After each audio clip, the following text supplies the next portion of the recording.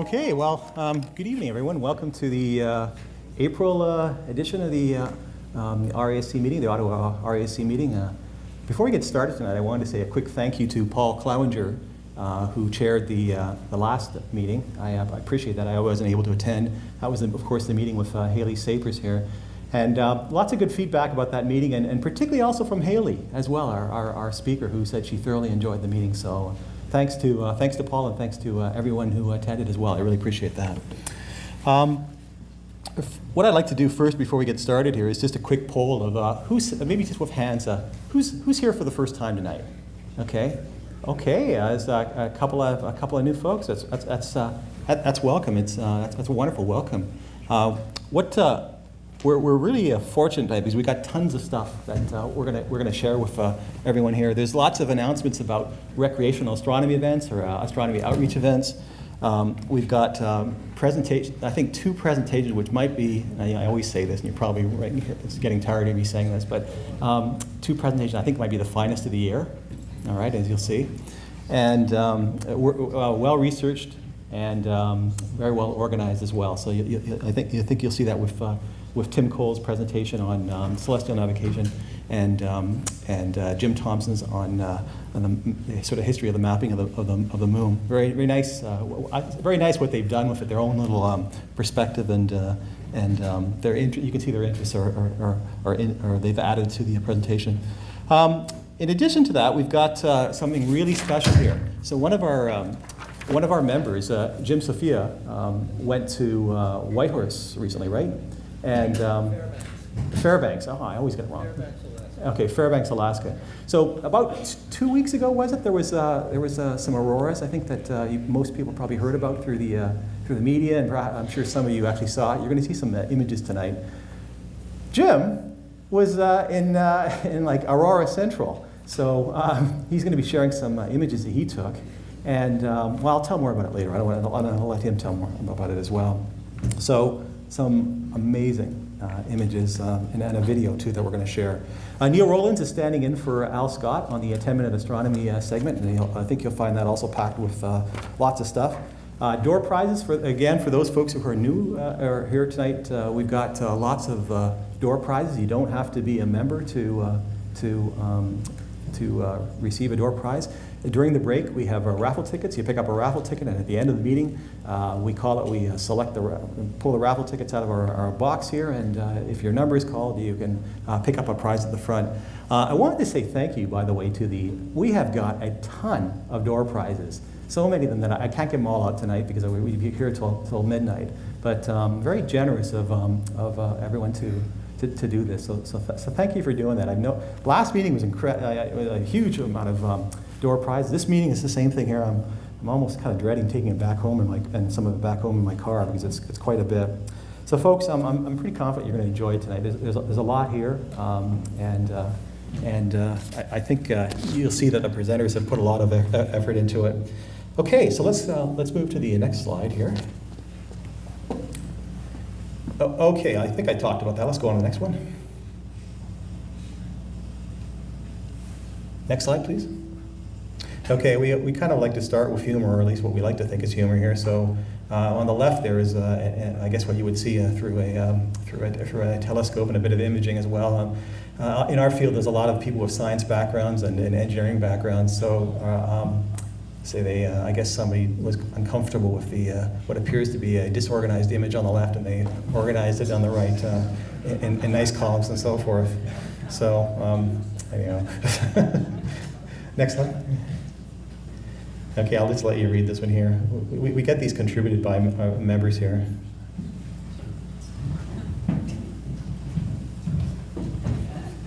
Okay, next one. Okay, so just a couple things here for the since the last month, some new members here. Antonella Chester, Ian Frost, Jean-Sebastien, and Peter Timbrell. Are any of you here tonight? Sorry? I heard a yes. Okay, well, awesome. Well, welcome. Thanks for coming. I'm sure you'll enjoy it. We do give membership cards as part of the membership, and Art Fraser, he's Art and Anne serve refreshments. After the meeting, Art can give you your membership card as well. Next slide, please. Okay, members in the news, there's quite a bit here, so I'm going to go fairly quickly here. because I really want to get to the presentations as fast as possible. So in a recent Ottawa Metro, there was a mention of a fellow David Johnson here, okay, and there was a reference to the Ottawa RASC. Now, anybody know David Johnson? Does that name ring a bell to anyone? Okay, well, in fact, Dave doesn't know about us because I was on CBC with him in the studio. Okay. He didn't even know about the RASC, which is strange. Okay, actually, Gary, I heard you that morning or whatever it was, and I was wondering who he was. Okay, this is good. So that's that fellow. Okay, so next slide, please. So obviously, here there's a reference, and this is all, of course, about the auroras that were very prominent. I guess 2 weeks ago. It looks like just over 2 weeks, and there's of course a reference to Gary. Next slide. The Sarabolas, of course, with the Sculptor Galaxy. That's in the April image for the in our RASC calendars. Which, by the way, I still have a few of them available here. I think we're probably going to have to discount the price of those calendars and probably throw in a large pizza as well. Okay, next slide, please. Okay, so skill testing question here, and we're going to, the prize here goes to the person who can identify what language this is, and I think the prize will be a gently used, Attila's gently used 25-inch Dob, okay, that he's probably not going to use very much anymore, so, but... Okay, so I guess I can't divide the prize out amongst five, six of you that I guessed it was Finnish. Well done. Okay, actually then, you have to help me out here.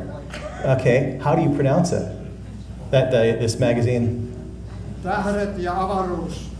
Eric, does that do it? Very good. So Eric is also a Finnish as well. So so this is a magazine that has it's astronomy magazine in Finland here with Eric tells me a circulation of 18,000 out of a population of 5 million here. So they found out about and I guess next slide please. The author of the article here found out about was interested in the work that Chuck and Eric had done exploring this crater here. Okay, and now I'm going to have trouble with this one here as well. Pingualuit? One more time? Pingualuit? Yeah. Okay, hopefully that's it for the pronunciations. So they wrote an article on this with Chuck and Eric. So nicely done. That's nice to see that across the world. Good job. Next slide, please. A couple of things here that's worth mentioning. There's of course dark skies. It's not off. It'd be rare to have an article on dark skies and not mention Rob Dick. So here is one that was recently in CBC. Okay, next slide. And of course, mentioning Rob's work on preserving the night sky and using better lighting. By the way, it's actually worth mentioning here, just really quickly here, that we were about 2 weeks ago, was it, Rob? We learned about an NCC workshop on the NCC is planning on illuminating some of the the buildings of national significance in the downtown core. They want to have better nighttime illumination. So that obviously raises alarms and so forth, because we started to think about gaudy Vegas Strip lighting and so forth. So thanks to Margaret Thompson, members, who are making us aware of that. Rob attended the workshop and provided input, which will hopefully influence policy. But from what Rob has said, it was worthwhile attending. And by the way, Rob reminded me just before the meeting here that he has written a full report, and that's going to show up in our Astronotes, which is of course the members' Ottawa Centre publication that goes out to members. So thanks, Rob, for doing that. And I've actually seen his report as well, and we're fortunate to have somebody like Rob in our centre, that's for sure, and somebody that can contribute to influencing the lighting in our downtown core and preserving it, at least, the night sky in some way. Okay, next slide. Actually, by the way, one other thing I should mention as well is I sent out a note to the group about Astronotes and how I was totally impressed with it. This is a volunteer effort to come up with the newsletter, And I remember when I read it, I was thoroughly impressed with the content. Again, that comes from members and the organization. So Karen, I don't think you're here tonight. I think you're sick. You're not feeling well, but once again, amazing job. And Karen will, of course, always remind me to say that it all depends on members contributing to their articles and ideas and so forth. Okay. I think it's over to you, Neil. Neil Rowlands is going to give us a 10-minute astronomy news update.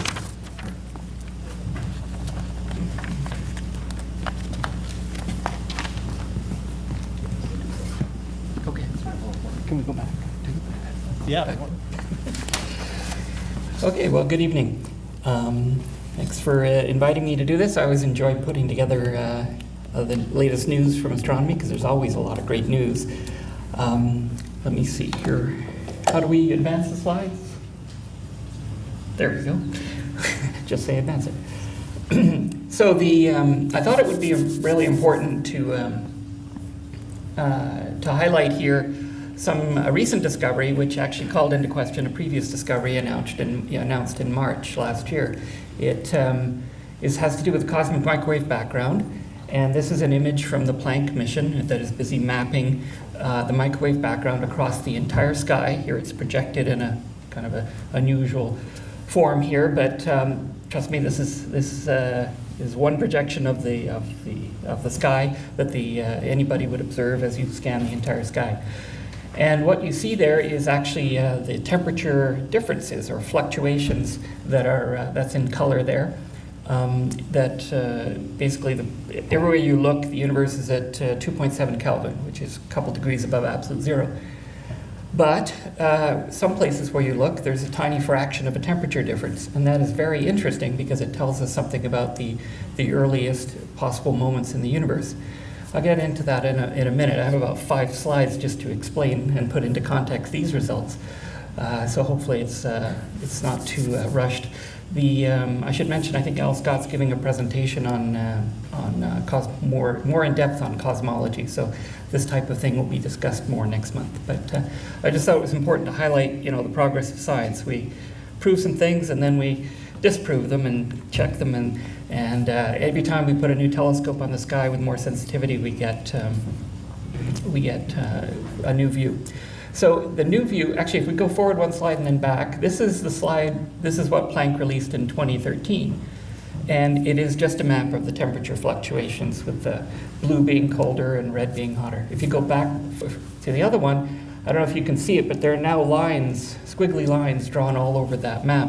And that is a map of the polarization of the emission, the cosmic microwave background. And that is a piece of new information.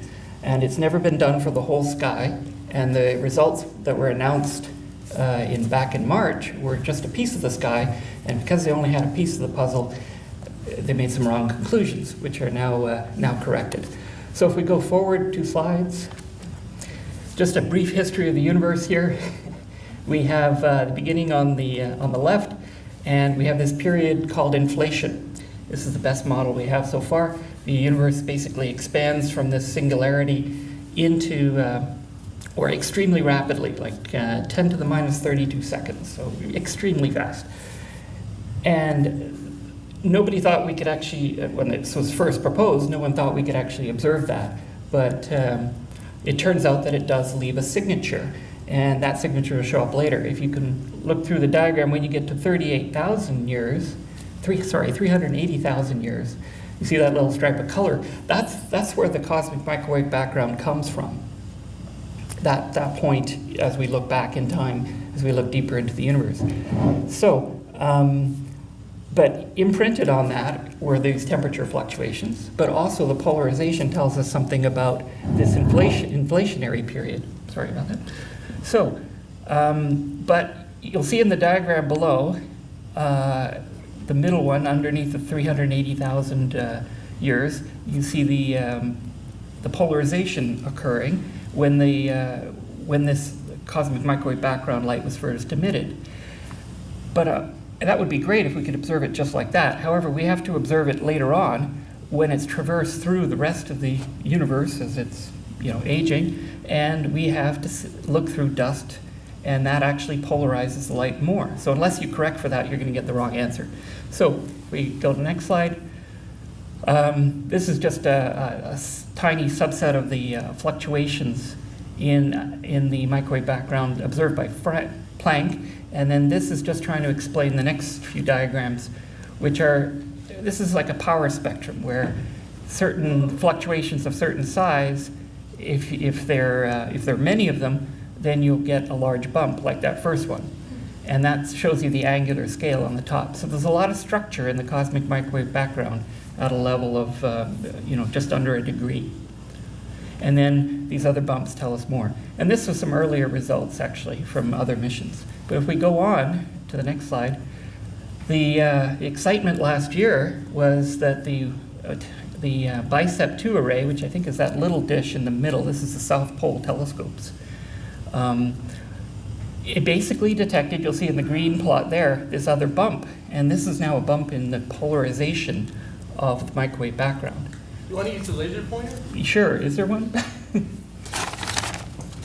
don't think we got it there. Okay, it's all right, I think we'll manage.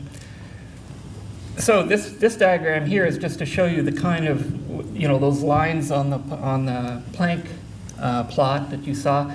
BICEP only saw a tiny piece of the sky, few fluctuations, and then you could tell from the swirls, you could decide what this level of B mode signature is, and that's this bump. And then everyone got really excited because this bump meant that we would be seeing the signature of that inflation, and it would be about the strongest signature predicted by all the theories. So that got all the press and everyone was excited.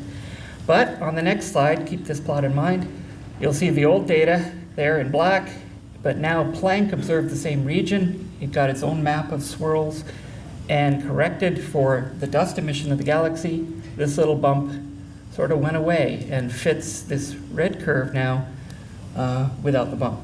So it means that inflation wasn't as strong as the maximum that theory can predict it. It doesn't mean inflation's not there. It just means that we're going to have to look harder to find it. So, and it's interesting, I thought, that the people who published the research first in March actually collaborated with the Planck people doing this research to produce this graph, which basically debunked their own results. So that's great. That's the way science should work. Okay. Sorry, that's the longest bit. I have a couple more news items that I thought were interesting. There were two things in Nature just this past week, if you want to go forward.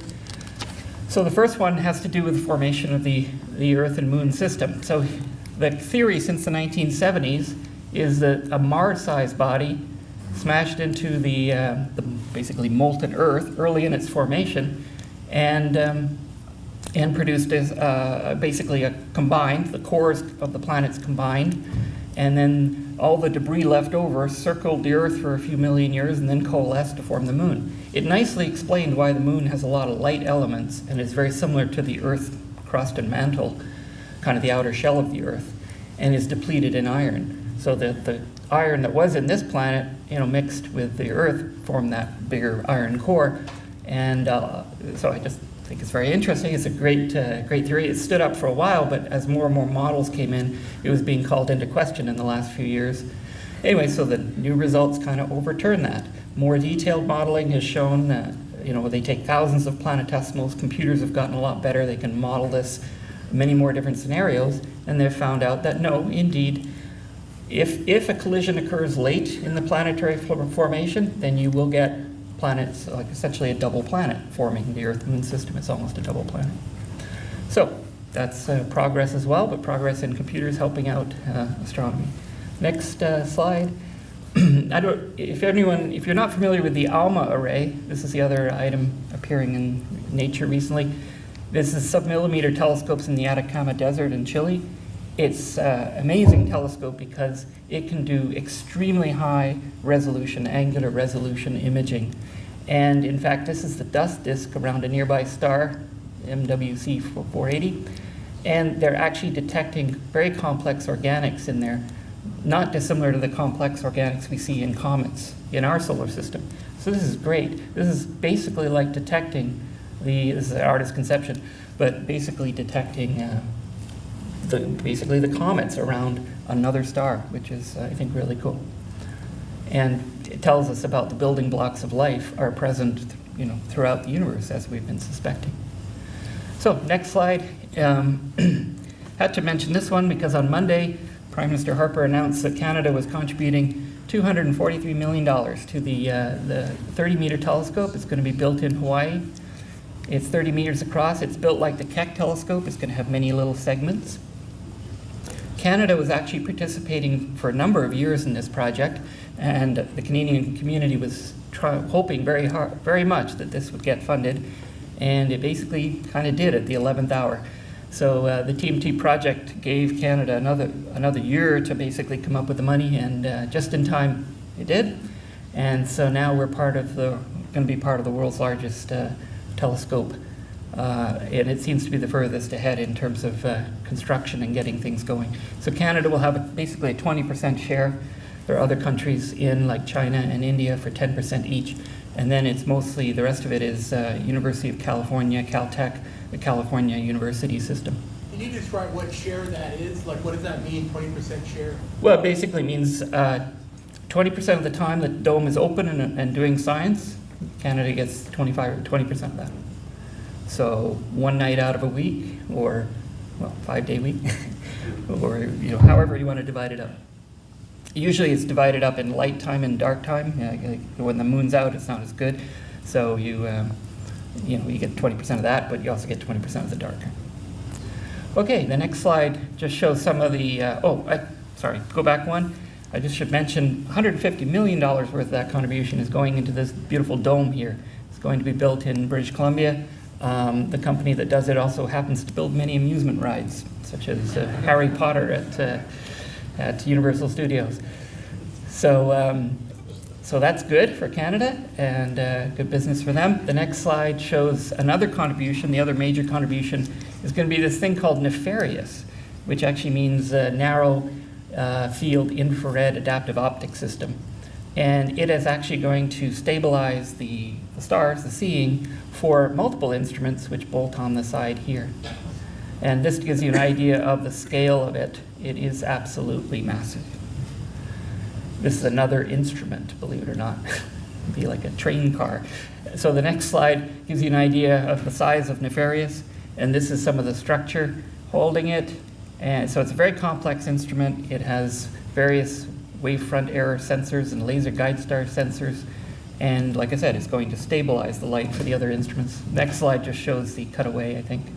If we hit, is there a next slide or part of, yeah, there we go. Just shows you the light path buried in that structure. So pretty exciting. Canada gets to contribute that and work on instrumentation as well as do the science with the telescope. And I apologize if I've gone over, but thank you. Actually, I got a question for you. So Neil, will the 30-meter telescope also have adaptive optics, or is that sort of the default now that comes with any new? It's pretty much the default now. Yeah, everybody wants it or needs it, and they either do it with like a facility instrument like that will support multiple instruments, or the adaptive optics is actually built into each instrument. Okay. Yeah. Very cool. Yeah. So. Any other questions? Did I understand you to say that the work on the lunar origin is trying to demonstrate that it was not formed by a collision? No, it was. It wasn't quite focused like that. That particular work was basically modeling the early solar system and putting enough planetesimals in there, and they interact enough times to build up, to form Mars, to form Earth, and then it's in the late stages where things kind of happen, and you have to run many simulations if it's a relatively rare event, right, to show, and then you'll find out, well... and then it forms the collision. Then it forms the collision, yeah. Okay, any more? Okay. Okay, terrific. Okay. Actually, there's one more question, sorry. Sorry. So the telescope, it's not optical at all, it's purely computer-driven, like... The TMT? Yeah. Well, it's there's kind of multiple levels of stabilization. We talked about getting rid of the twinkling, but before that, all those segments just like the Keck telescope, which is currently working in Hawaii, all the segments are computer controlled to bring them into alignment. And so that process goes on no matter what. As the telescope tilts, it's actually on an on an Alta-Az mount, and then they have to worry about wind loading and everything else. So the system is designed to correct for all that. Thank you. Terrific. Thanks, Neil.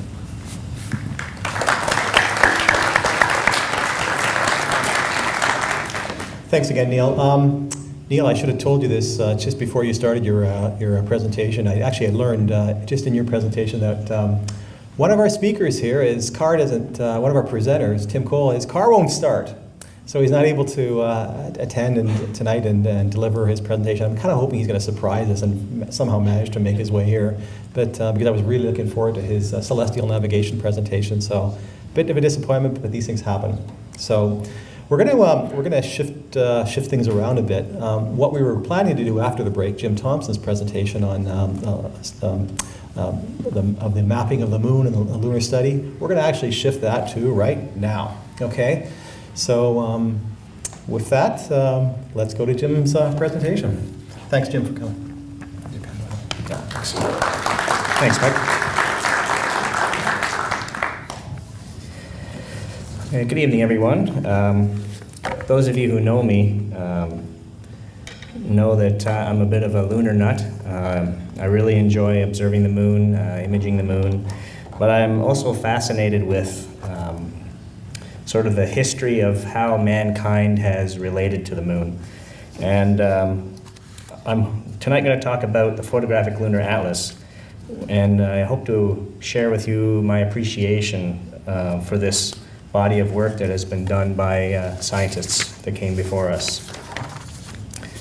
Next slide, please. So serious study of the moon began shortly after Galileo looked at the moon for the first time with a telescope in the early 17th century. And since then, most of the efforts have been associated with mapping the moon and naming all of the features. And that's a field of study called selenography. Little or no research was done in all of this time up until the mid-20th century on the actual structure of the moon, how it was formed, and the geology. In fact, up until quite recently, a large number of scientists still believed that a number of the craters on the moon were of volcanic origin.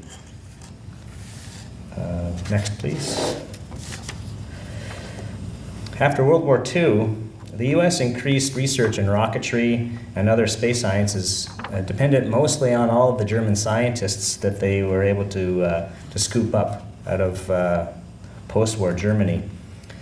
But the research wasn't really very well organized, wasn't very consistently funded, so there wasn't really a lot of progress made. But this all changed when the space race was officially kicked off on October 4th, 1957, with the USSR's launch of the Sputnik 1. Next slide, please. The US President Kennedy, who was in office at the time, he was not about to lose the space race to the USSR. Some of you may have seen the video that we played at the beginning of the meeting. That was a speech given by JFK in September of 1962. And there was actually probably a more important speech that he gave in front of a joint session of Congress. It was given a year and a half earlier, May 1961. And I'll just read the one line that I find is kind of captivating. First, I believe that this nation should commit itself to achieving the goal, before this decade is out, of landing a man on the moon and returning him safely to the Earth. No single space project in this period will be more impressive to mankind or more important for the long-range exploration of space, and none will be so difficult or expensive to accomplish. Well, as we well know, the U.S. public and more importantly, the U.S. Congress bought into JFK's plan. Next slide, please. So with this new commitment to landing a person on the moon before 1970, scientists and engineers were sent scrambling. It was suddenly brought to light how little actual information US scientists had about the moon. With less than 10 years to go, one of the first things that had to be done was to learn as much as possible about the physical makeup of the moon. Luckily, there was funding available to back all of the research that was suddenly about to begin. Next slide, please. And this is where the hero of the story comes in, Dr. Gerard P. Kuiper. I'll read you, since we apparently have the time tonight, I'll read you a Wikipedia entry about Mr. Kuiper.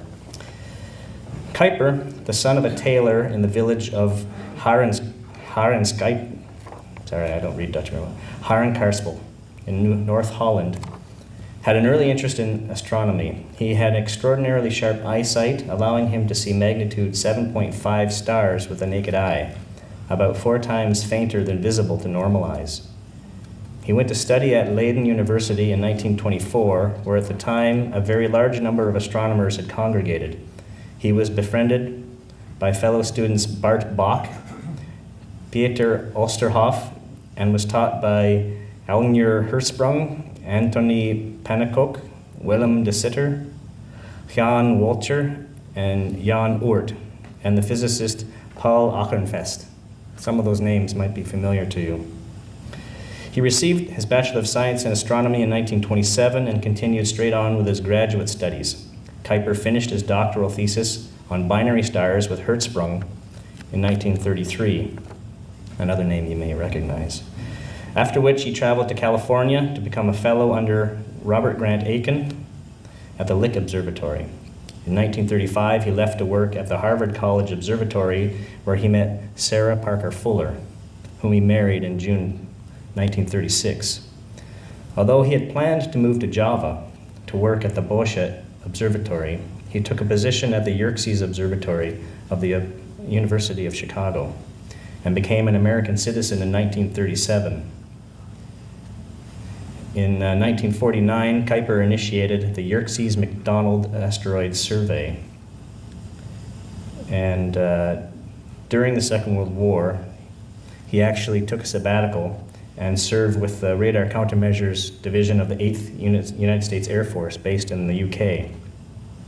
And then at the conclusion of the war, he joined the US War Service to assess German technology, see if the US wanted to keep any of it. And at one point, he went on a daring raid into East Germany to rescue Max Planck before the Russians got him. So some exciting stuff. Some of his scientific achievements include discovery of the moon's Miranda around Uranus and the moon Nereid around Neptune. He discovered that Mars had CO2 in its atmosphere. He also discovered that Titan's atmosphere was rich in methane. He pioneered the idea of putting an infrared-based telescope aboard an aircraft and flying it in the stratosphere to do astronomy. He also was the first to suggest that there's a ring of icy bodies outside the orbit of Neptune, which we now call the Kuiper Belt. He was involved in the development and was the 2nd and 4th director of the McDonald Observatory, which is in Texas. He took that control after his good friend Otto Struve retired. And he spent much of his career teaching and working at the University of Chicago. One of the graduate students he had at the time includes Carl Sagan, who you may have heard of. Very fascinating man. I think we could probably get a whole talk just on him, because there's much, much more to dig into on this man. So, next slide, please. So in 1960, Kuiper decided to leave the University of Chicago, and he came to the University of Arizona in Tucson. He came to Tucson in search of more freedom with his research and to take advantage of the new large observatories that were starting up in the U.S. Southwest. Upon arrival, he founded the Lunar and Planetary Laboratory, a community of scientists dedicated to solar system studies, including study of the moon. Up to this point, he actually hadn't done any studying of the moon. It was all planetary work. One of his first tasks for the LPL was to publish a comprehensive series of lunar atlases, the purpose of which was to give researchers a common basis for lunar research. Next slide, please. So in all, Kuiper's group published 4 atlases. The namesake, the Photographic Lunar Atlas, followed by 4 supplements, the last 2 supplements being published in a single atlas. Next, please. So the first atlas, called the Photographic Lunar Atlas, was published in 1960. It was a collection of lunar images from the face of the moon divided into 44 different fields, covering the whole near-side face. The images were selected from thousands and thousands of already existing photographic plates from Mount Wilson, Lick, Pic de Midi, McDonald, and Yerkes observatories, collected between 1901 and 1959. So you can imagine how monumental a task that was. I'm sure as graduate students weren't very impressed. So the atlas was issued as a box of 212 slides, each 17 inches by 21 inches in size, in black and white. His idea for the large print size and the number of different fields was to encourage their use directly at the telescope. Next, please. The first supplement is called the Orthographic Atlas of the Moon. It was also published in 1960, and it showed the best photos from the previous atlas with a rectangular grid overlaid to allow for the accurate location of features. This atlas was published as a folio-style book with 29 pages of 18 by 21 inch prints. Next, please. The second supplement was called the Rectified Lunar Atlas. It was published in 1963, and it showed images of the near side of the moon divided into 30 fields, as viewed from directly overhead. Now, this was accomplished by projecting the existing lunar photos onto a 3-foot diameter sphere and then rephotographing from the appropriate position. And you can see an example in this picture right here. So this is a reflective sphere, 3 feet in diameter, and there's a projector off screen to the left, projecting a photograph that was taken from an observatory. And then here's the photographer. I don't know if that's Whitaker or not. That was one of the... Oh, it's Hartman. Is that Hartman? Yeah. Okay.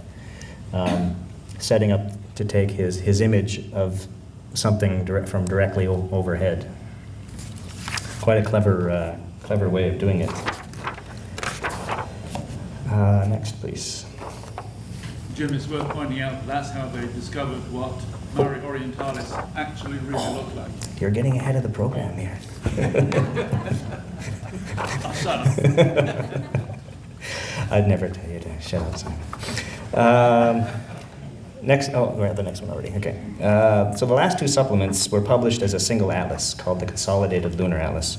It was published in 1967 in the form of a boxed set of 227 prints, 17 by 21 inches in size.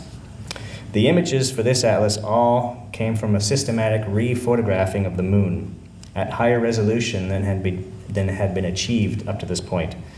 And all that work was done by Kuiper's graduate students as well as some of his postgrads from the new facility that had been built at Catalina Observatory as well as the U.S. Naval Observatory.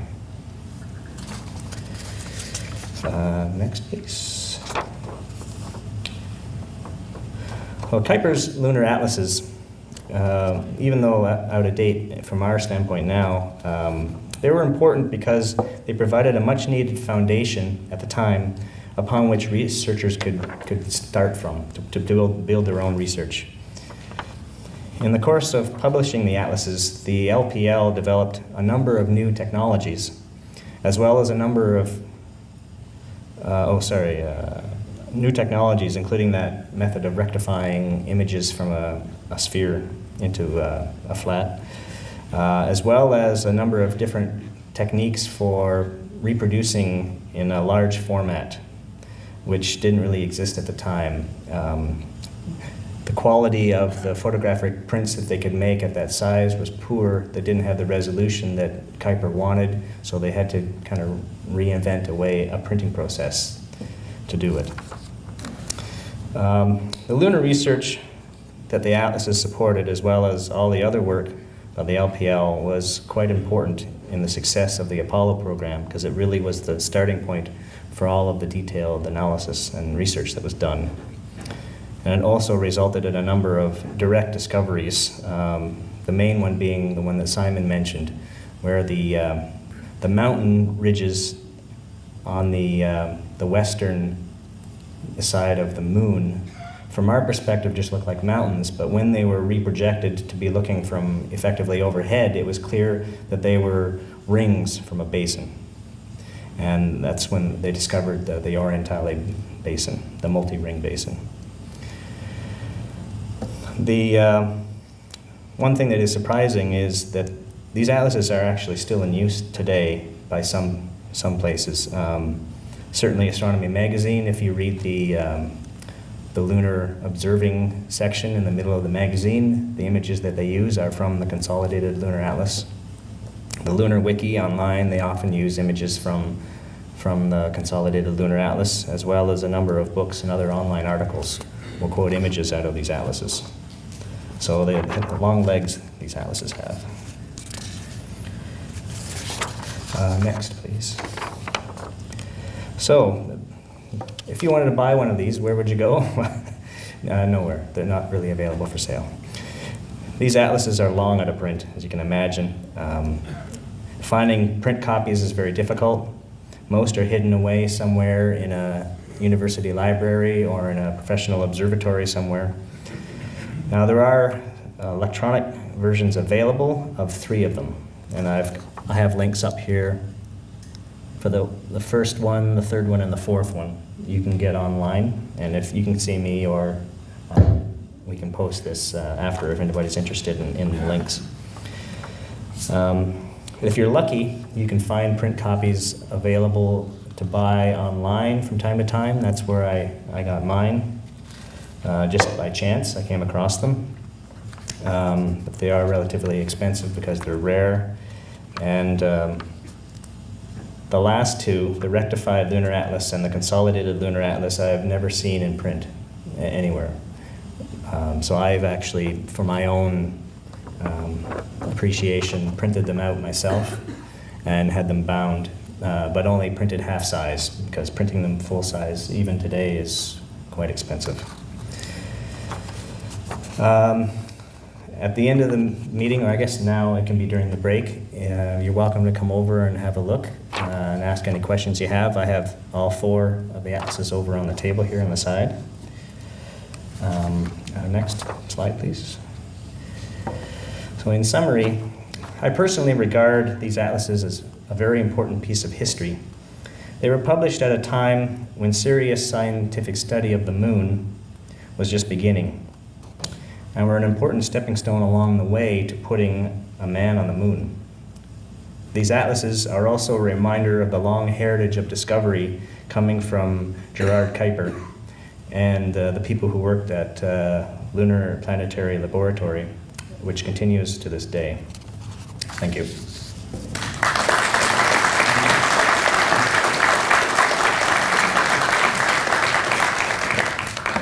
Does anyone have any questions for Jim when he's here? Is that Gene Shoemaker on the left in that photo? Simon, can you see from there? See, the images are so young, it's really hard for me to recognize their faces, but it's... Well, you can look on the monitor here, Jim. Because he was quite active in training the Apollo astronauts for their lunar excursions. I think that's Gene Shoemaker. You're talking about the dark-haired man standing on the left? Yeah. This man here? Yeah. It's possible.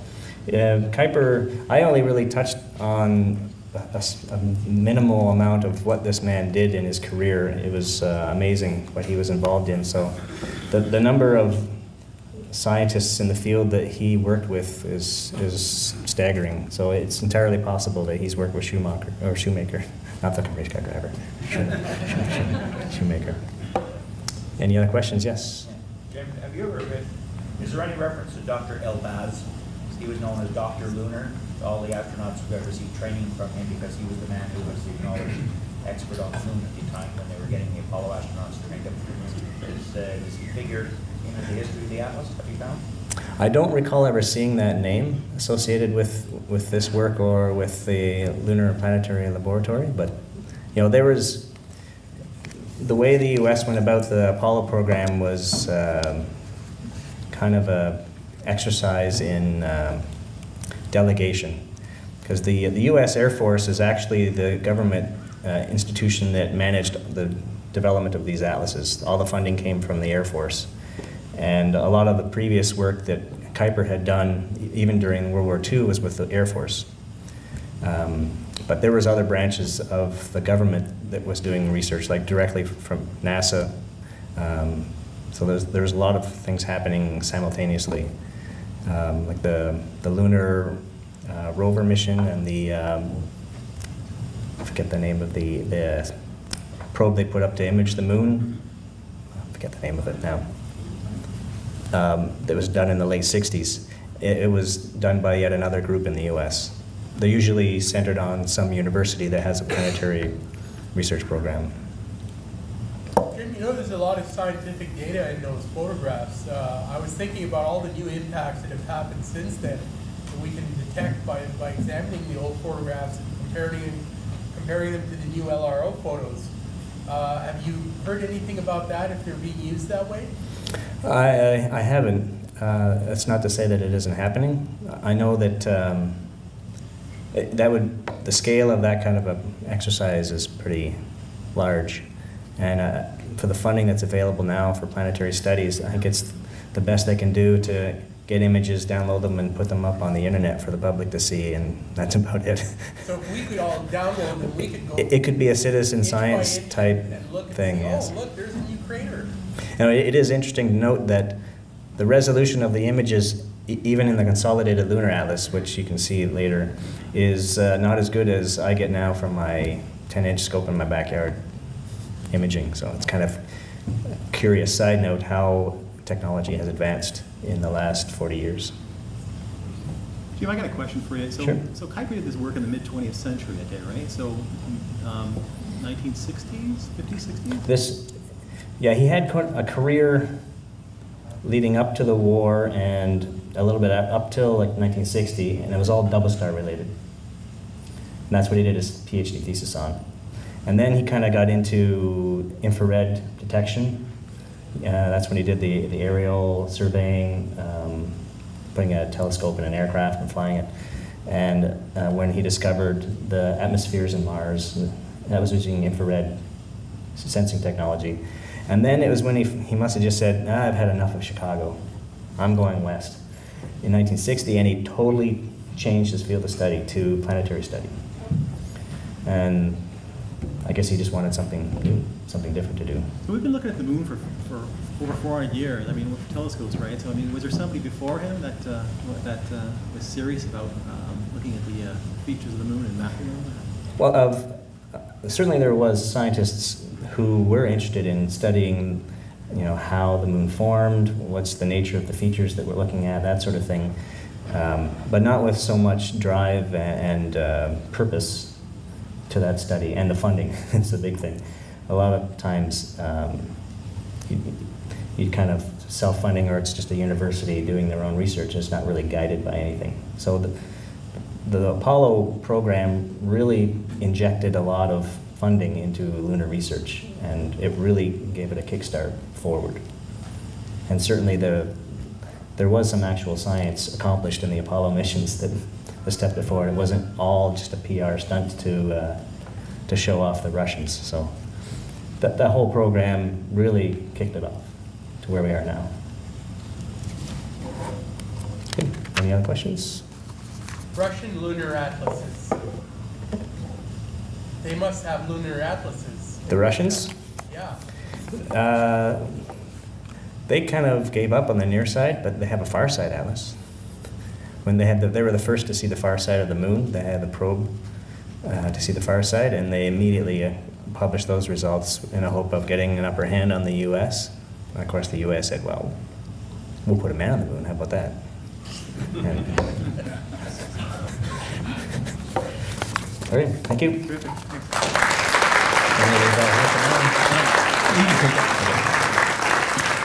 Thanks. Well, thanks, Jim, for that. I mean, before we take our break here, and I just wanted to say a couple of announcements. If we could go to slide number, that's the one. You read my mind. As Jim said, during the break, he has his the atlases out for showing, so you can ask him questions at the table at the side here. I want to take this opportunity to talk a little bit about, particularly for the people who are new here tonight, about some of the benefits in our club. Our club has a telescope loan library, which I'm very fond of. I actually, over a decade ago, I actually used some of these telescopes, and since then there's been more and more telescopes that have been added to it, almost 15 years actually.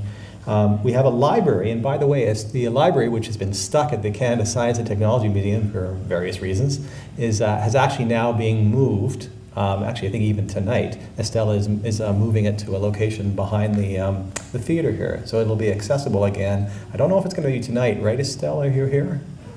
I think she's actually putting books away as we speak behind us, but I bet if you had a question, she probably wouldn't mind. So if anybody has a question about the books or would like to take a look at them, she would probably entertain the question. So, we also have a Fred Lossing Observatory that is available to members. We're going to be talking more about that. There's a tour, in fact, tomorrow night. Next slide, please. With your membership, you get a year subscription to Sky News magazine, and our electronic edition of the RASC Journal. Okay. And an observer's handbook here. And I wanted to show this here. This is actually the 2015 handbook that came out. It's obviously very thick and packed with a lot of reference material. This is an accumulation of work of over 100 years, actually. They keep adding to it and so forth. But those of you who use this quite a bit will probably notice something different here. This one was actually, this is Bob Hillier's, and he actually had it, a ring, how do you say, spiral bound, that's right. And he had this done at actually Staples for $9. So a terrific idea, and he did it so he can use it. It's easier to work with. So good idea there. And of course, astronauts I talked about before. Next slide. Next slide, please. Okay, so how much does all this cost here? Adult membership, $72. A youth membership, $43. And for families, there's a special benefit. There's a special rate. $67 is the base rate. First adult is $10 more. In other words, $77. And then second, third, and fourth adult is $10. Another $10 and $5 more for youths and so forth. So I think it's worth it, obviously. So I think that's it for our slides here. Let's go. Let's just go advance 2 slides. Okay, so I'll leave this up here during the break here. It's some other membership benefits. We're going to be talking about some of them, particularly the star parties and other what I call recreational astronomy events. And we're on. Okay, welcome back, everyone. I know we went a little bit over, but that's okay. I mean, I notice there's lots of people who are crowding around Jim's table. Good job, Jim. I was really hoping, as I said, that Tim Cole would somehow show up for this second half of the meeting here, but no, he's not available. So we'll schedule his celestial navigation presentation in a month or two. We'll find a space for him. We'll move some people around, and I'm telling you, I've seen his slides. A couple of people have seen his slides, and man, he's done a good job. He really has. So you'll have to wait.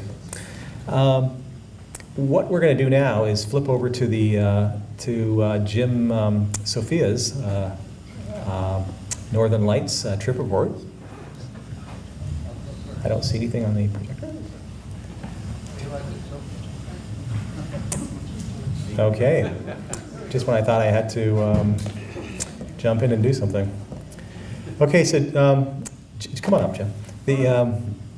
I was surprised to hear a couple of weeks ago that Jim was going on a Northern Lights tour, and maybe what I'll do is I'll let him tell you how that came to be, but you're going to be in for a real treat tonight when you see what he has to share.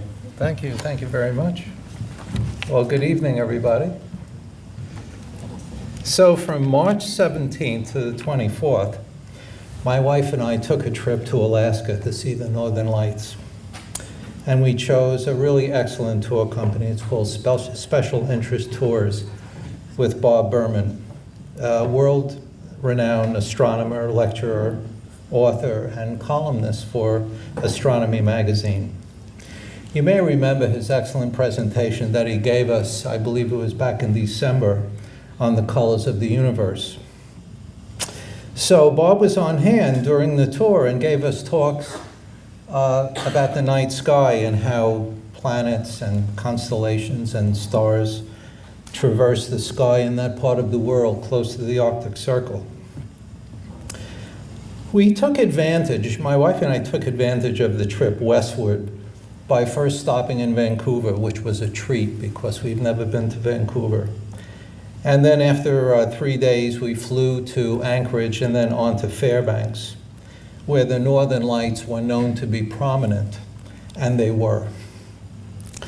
The weather was phenomenal. The weather was great, sunny and clear throughout the time that we were there. The air was dry and the temperature hovered around the freezing mark, give or take 5 or 6 degrees Celsius either way. So before I show you the slides of the Northern Lights, I'm just going to spend a few minutes just talking about some of the fun we had. The first night we attended a lecture by Dr. Neil Brown, who has conducted many years of research studying the Aurora Borealis. We also visited a museum at the University of Alaska and learned about the life and culture of the people there and the ingenious ways that some individuals carve out a life for themselves by living off the land and preparing for the winter. Quite ingenious. We saw artifacts of clothing, artwork, hunting gear, and hunting trophies. Like, I never realized how big a bull moose is, but it really is. So, and the polar bears were really large, 9-10 feet high. From Fairbanks, we traveled by bus to Chena Hot Springs. And there must be some magical minerals in the water because when I submersed my body in those hot springs, I felt instant relaxation. We learned about how the hot springs were used to generate electricity and to grow organic foods. We went on a dog sled ride. Of course, we're in Alaska. And I learned how passionate those dogs are to run. They really love to run. And when the race was over and it was time for new dogs to be hitched to the sled, you would hear all of this howling and barking from, it must have been close to 80 huskies begging to be chosen to pull the next sled. We stopped off at the Alaskan Pipeline, which is an 800-mile pipe traversing north to south of the state. We also saw magnificent ice sculptures, which reminded us of home. We went on nature walks, and we were fortunate enough to be able to take the extended package, which involved boarding a train from Fairbanks to Anchorage. And I have a couple of photos to show you. The mountains, the wildlife, the terrain, I was just in awe of the spectacle. So it was really well worth the trip.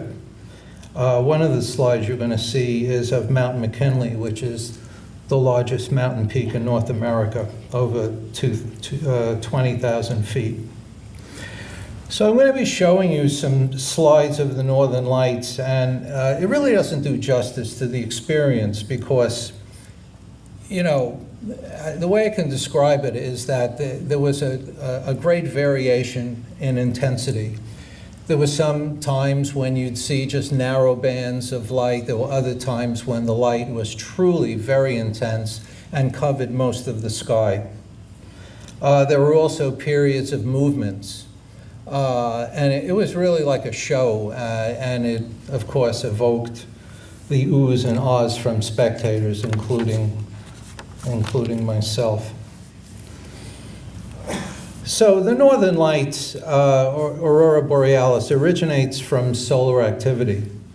The solar wind, containing charged particles, travel towards Earth and strike the atoms in our atmosphere, which then excite the electrons in those atoms to higher energy states.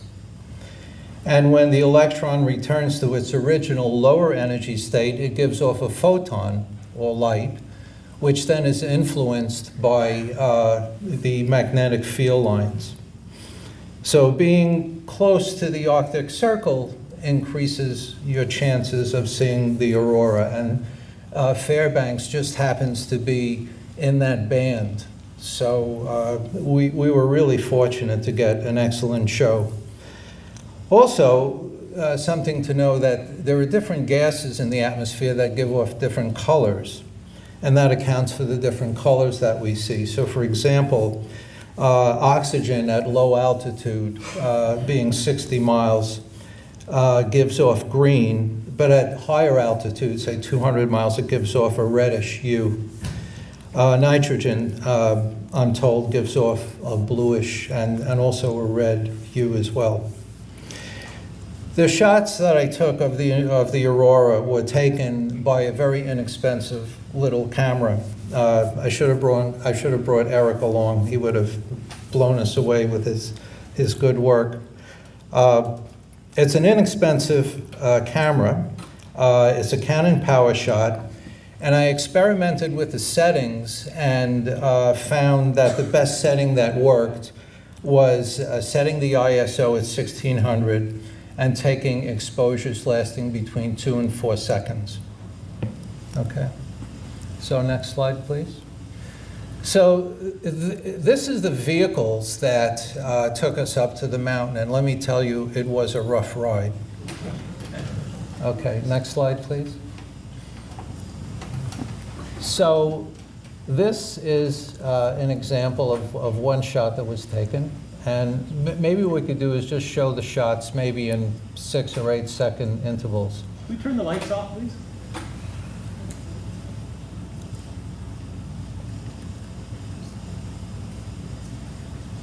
What really impressed me was the intensity, but also the form. That's also the form that some of these, some of the aurora took. And here you could see the horizon, and it almost looks like someone's out to. That's a nice shot.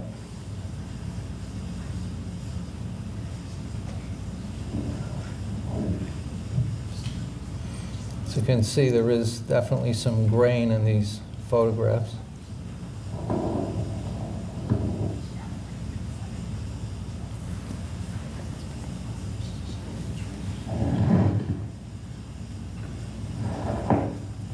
So Jim, can you say something about your exposure time and your ISO? Yeah, the ISO is set at 1600, and the exposure time was between 2 and 4 seconds.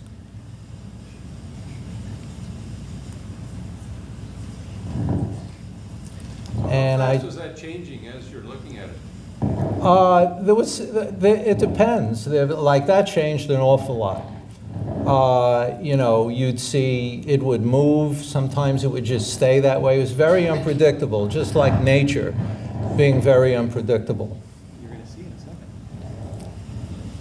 Yeah, and we're going to show a video as well that was taken by Bob's daughter. That, I believe, was taken right up at the zenith of the sky. Oh, sorry about that. I was wondering what that noise was. The Northern Lights. The Northern Lights, yeah, I believe it. I believe it. First time we hear them. There we go.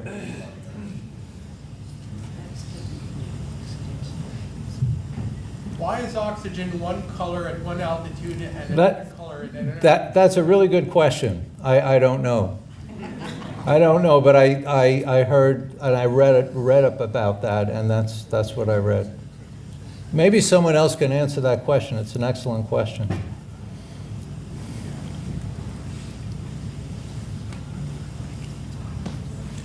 you see any red? Yes, there was red. A bit, not as much as green, but there was red. Does that screen do justice to those photos? Yes, because that's what they look like. This is a better one. That's a nice one. Maybe we can hold that. Yeah. Okay. And now I have a couple of shots of the train ride. If you go to the next slide. So this is a mountain I took right from the train, traveling from Fairbanks to Anchorage. Next slide, please. And this is McKinley Peak. And fortunately, and it's the side of it, but fortunately, because the weather was so good, you were able to see just about the top of the mountain. But often, you're not able to see that. There are clouds that get in the way. Next slide, please. Okay, there was one other shot, but I guess that wasn't there. Okay, so I understand that there is a video that was taken, which will give you a little bit more action. No, it's not that. That's the Bob Berman video? Yes. Yeah. Oh my God. Oh my This God. is really great. Emitting video of this. And actually, I can take a... Yeah. Real time, no acceleration. Yeah. That's with a high quality camera. That's a nice color too. It's got some nice Yeah. fringes here. Yeah.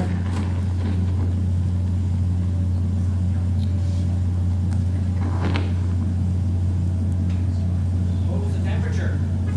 Oh, it must have been about -6 Celsius. It was very comfortable. The air was dry. It was great. We're right underneath the curtain. Look at this. And there was a hut, you could Just go in and warm right yourself up, underneath have it. hot chocolate and whatever. I'm not even gonna mess, because I have to change the whole camera No, setup. no, don't. Just drink it in. Just drink it in. I mean, look at here. There's This was ripples. taken by Bob's daughter, ahead. so she had a really expensive camera. I'm not sure what kind of camera it was, but I tried to do the same thing with mine, taking video shots, but you need to increase the exposure time to really capture the light. But look at that, isn't that magnificent? And that's exactly how Just it letting looked. this run so that they can get the subtle changes.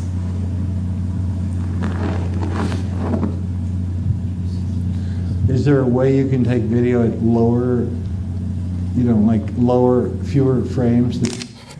In other words, if you took a shot every half second instead of 16 a second. It wouldn't look that Well, I've good. lowered it to JPEG from RAW, so Yeah. I'm already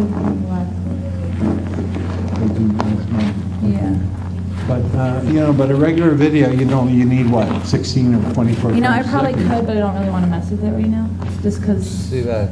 I don't want to be on the menu. I want to be enjoying it.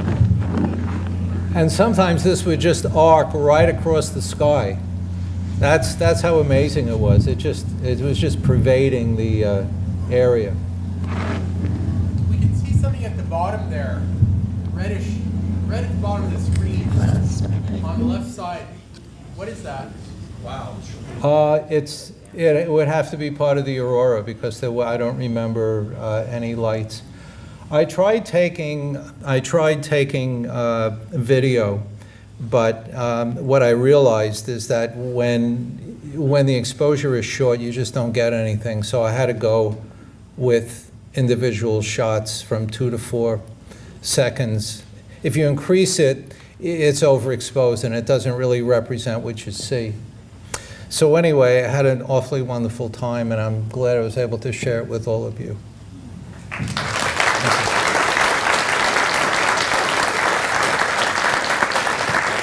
Any more questions before? Jim, I got a question. Yes. Was this typical of most nights?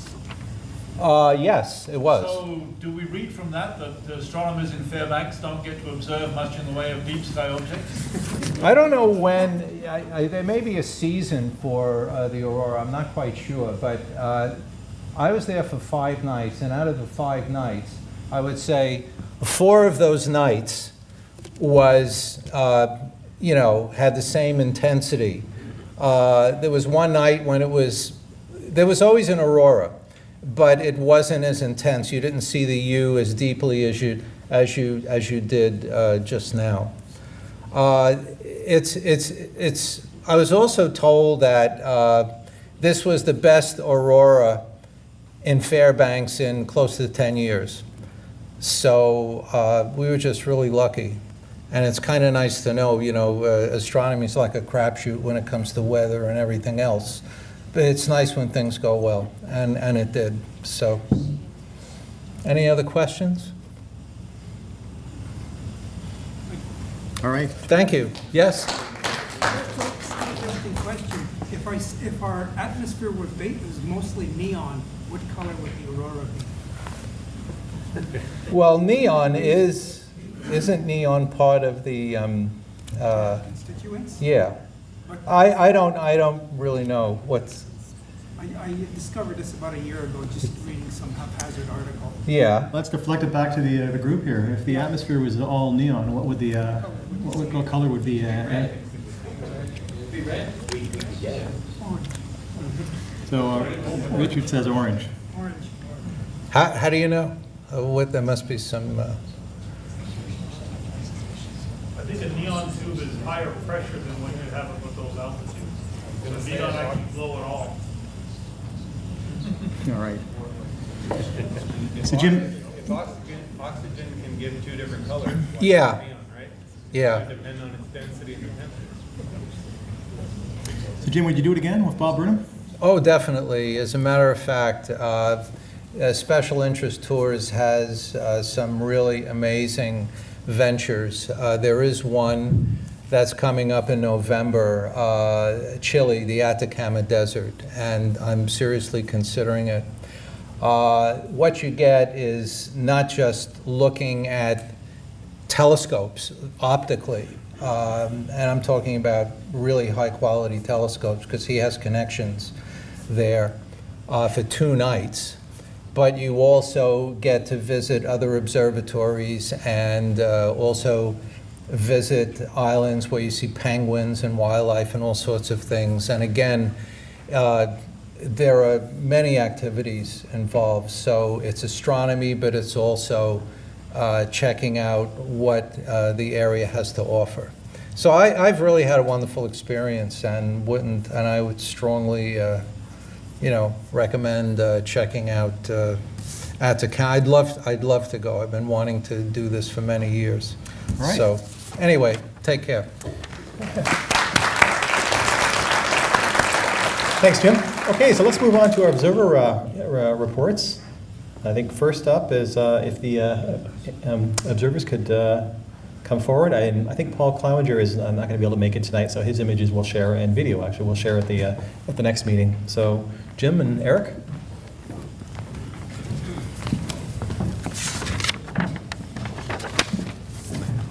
Okay. This was an image I took of the moon just a day past the first quarter, back on Saturday, March 28th. And I thought it was relevant to show tonight because this is pretty close to what we're going to see on April 25th, which is Astronomy Day. Can we kill the lights, please? Lights, can you kill them again, please? Yeah, Jim's got it.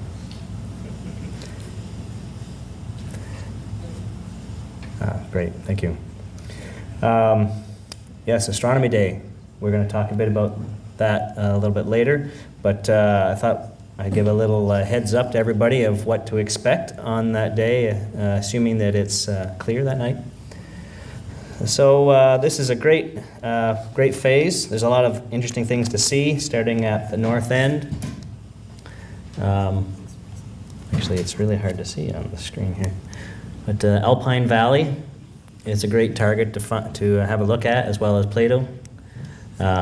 A good challenge is trying to find the Rima in the middle of the Alpine Valley, which is really hard to see, but it's kind of a fun challenge. Next, one of my favorite craters is Cassini, or the happy face. I don't know if you can see the happy face there. Smiley nose, 2 eyes. It's one of my favorites. Followed by the Apennine Mountains, very prominent. They have very stark shadows, lots of nice detail to look at that range. And in the middle here somewhere, if you're lucky, you can pick out the Hadley Rille, where one of the Apollo missions landed. Continuing south, we go through this region, this darker region, which scientists think are pyroclastic deposits. So this is like ash ejected into space and then falls back with gravity. Much darker makeup to the regular lavas. And then in the same area, and unfortunately you can't really see it at this resolution, but the Hyginus Rille, or sorry, it's Rima Hyginus. Do you have an explanation for that straight line that goes across there? What would that Hey, do you have a license for that laser pointer, sir? I use it for my lectures. That is actually under contention. Some people think that it's because of Tycho, but you'll note that it doesn't actually, at least from our vantage point, doesn't seem to line up. Now, this is something that has traveled around, like basically in orbit around the moon and landed. So it may be ejecta from Tycho, or it may be ejecta from something up here in the north. Scientists are in a disagreement about that, but it's ejecta. It's newer material thrown over a darker Mare region. There's some great examples here of hexagonal craters for Simon. I know he loves the hexagonal craters, so they're fun to check out. A whole cluster of them in this area. And then, of course, it's great to finish off with. Unfortunately, the gamma on the projector is a bit dark. Right there, I don't know if you can see that line. That's Rupus Recta, the straight wall. And then just on the other side of Burt here is Rima Burt. It's another valley, which is more challenging to see than the straight wall, but another fun target to try to pick out. And then, of course, Tycho is always a great target to show people, to give them a sense of, if you describe the size of it and what they're looking at and how young it is, comparatively young, it's a great target to share with the public. This, if you're interested to know the background of the image, there's, as you might have guessed, this is 5 frames that I've mosaicked together. Each frame is a stack of 250 images out of a capture of 2,000. So there's a little bit of post-processing here to get this shot. Jim, there's also the partial ring around Nubium, you can see there, which is illuminated. Can you see it down nearest the first dog leg? Nearest the first, like here? No, the other way. There we go. Oh, you're talking, here. There you go. Yes, yes, you can actually make that out. You can actually see that feature through a large number of phases because it's quite tall. Yeah. So yeah, you can see that feature quite prominently. Okay, next, please. This was an image of Jupiter captured on the same night. Same camera, same scope. So it was a 10-inch Ritchie Chrétien scope that I was using. I kind of cheated a bit on this image. It's 2 exposures, one a bit longer to get the moons, and then one shorter to get good contrast on Jupiter. But I'm kind of happy with the way it turned out. So this is, again, 250 frames out of 2,000, stacked in wavelets in registacks. I was kind of lucky. 9 times out of 10 when I view Jupiter, the Great Red Spot is nowhere to be seen, but it just happened to be making its way around when I started setting up, so I was lucky there. And this is one of the first times that I've actually got a good disk for each of the moons. The seeing is so terrible in Ottawa, they usually end up as diffraction spikes. But tonight, this particular night, I got a nice disk, and you can actually, maybe not here, well maybe you can see that's kind of brownish, that's Ganymede. This one's fairly white. That's Europa. And then this orangish one is Io. So I was pretty happy with that. It was supposed to be below average seeing and actually ended up being not too bad that night. Next, please, the final one. This was an image that I took on a Good Friday. Being home from work was a great opportunity to do a little solar observing. It was a nice sunny weekend we had. Hopefully everybody got out to have a look at the sky. So this is 3 different wavelengths. Calcium K at 395 nanometers. Solar continuum, which is around 540 nanometers, and then H alpha at 656.28 nanometers. These two were collected using a 98 millimeter refractor with a Herschel safety wedge on it with appropriate filter.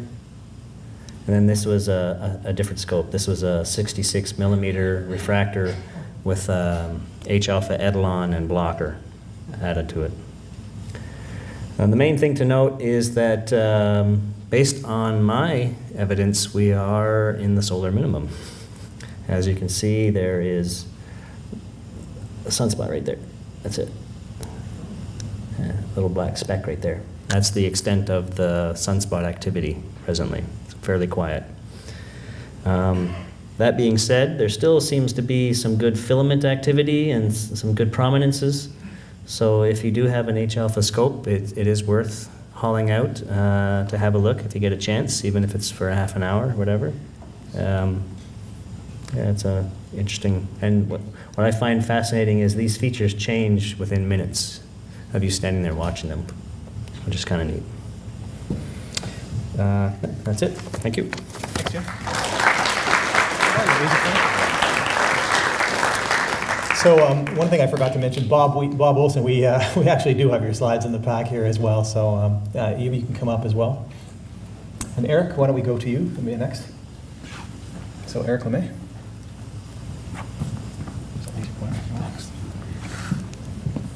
Thanks, Mike. My first image here tonight, this is a Comet Lovejoy again. I took this actually before I took the previous Comet image that I showed you guys, I guess 2 months ago now. And I took this with a 5D Mark II with a 135 millimeter lens. I believe this was just 8 shots of 125 seconds long. It just caught my eye because it was close to M45. We have the next slide here, please. Okay, so this is another time-lapse sequence that I worked on in, I guess it was in December. It was January 13th actually.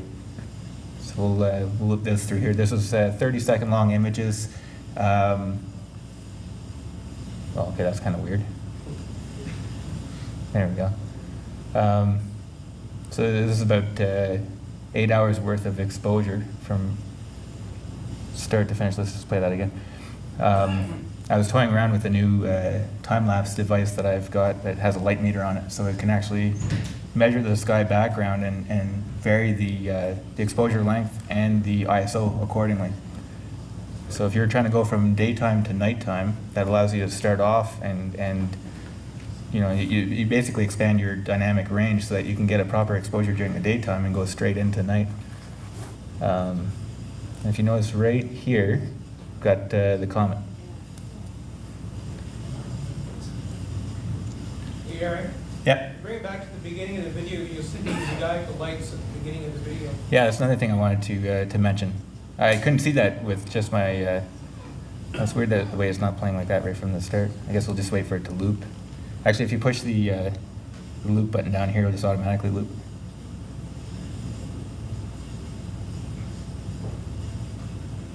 So you should see them like right about here. Yeah.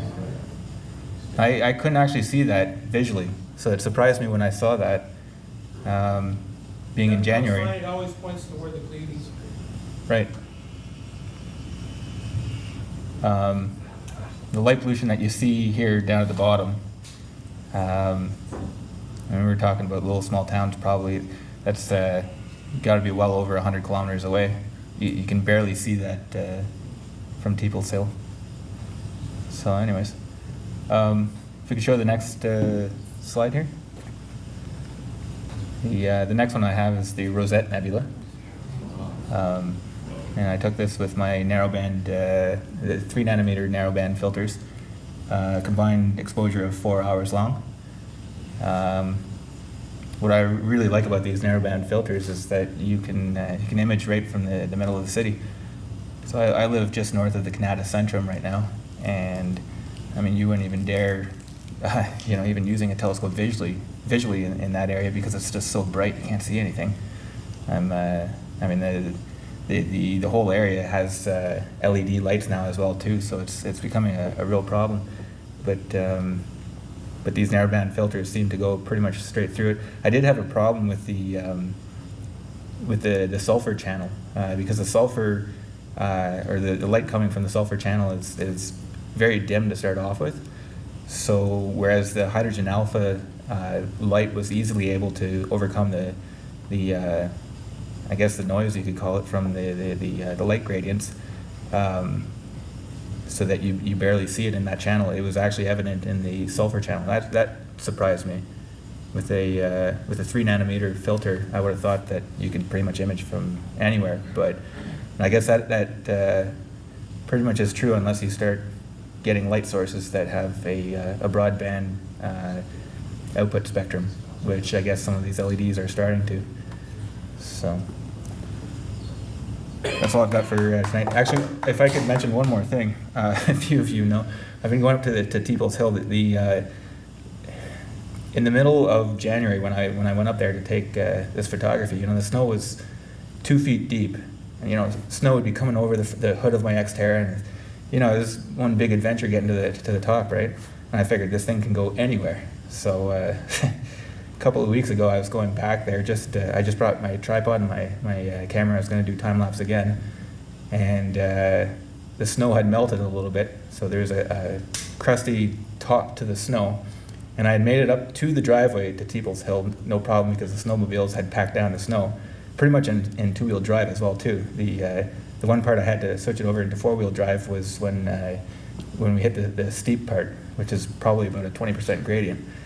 Anyway, so we got to the driveway, and I figured I'd try to go right up in there. Of course, I was right up to the axles in pretty packed snow, and so I made a few attempts to, I'd reverse and go at it again.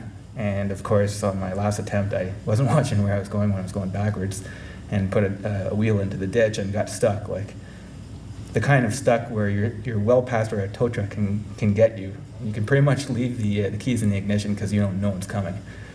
And I don't think I've panicked too much in my life before. This time, panic sort of set in a little bit.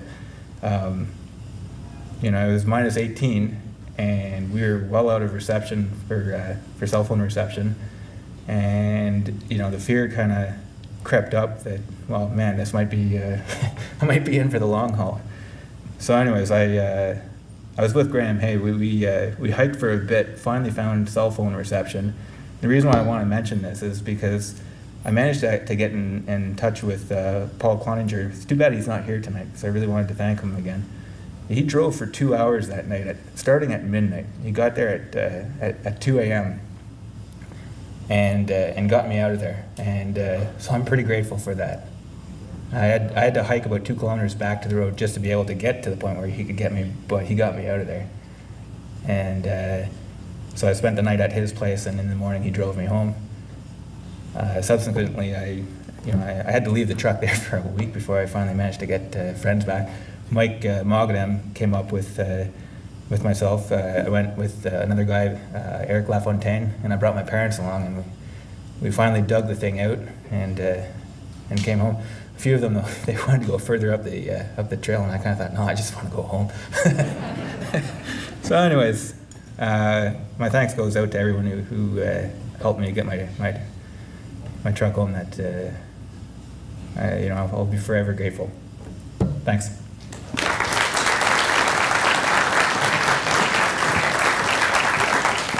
Let me tell you, when I saw that truck up there, I yelled, who in the world would drive up that steep slope way out in the bush, you know what I mean? I don't know, that's Eric, but he got his truck out.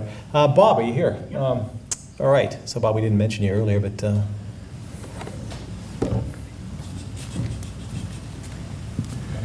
don't think I need that. I should comment about the Northern Lights.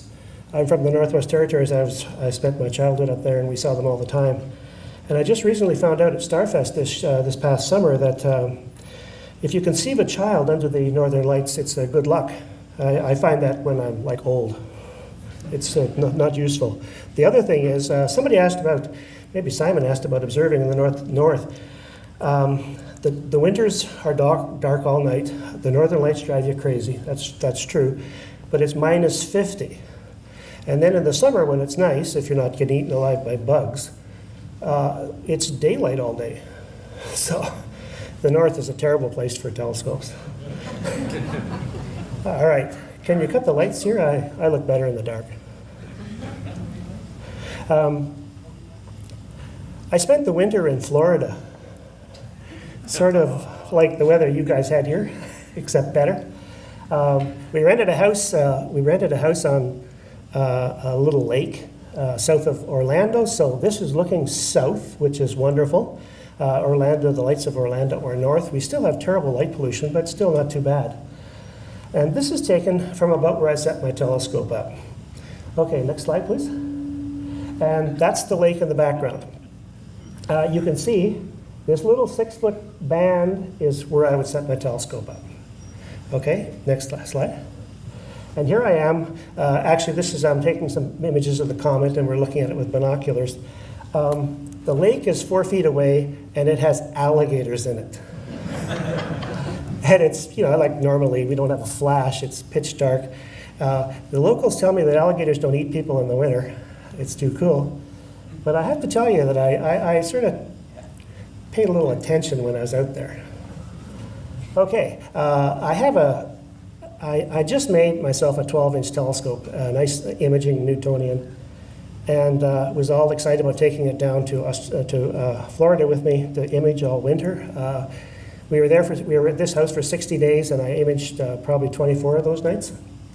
The weather was wonderful, balmy, 15-degree winds blowing on you, really nice. And then I found out the telescope wouldn't fit in my car.